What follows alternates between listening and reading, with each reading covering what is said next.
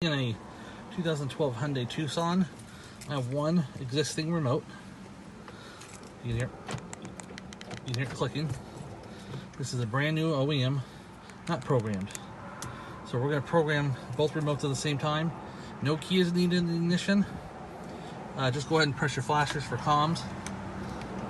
And give it a shot. Here we go. Key coding.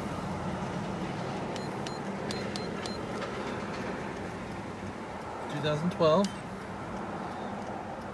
remote 2.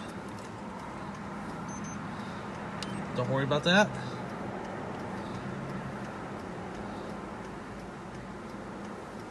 Program remote up to 4.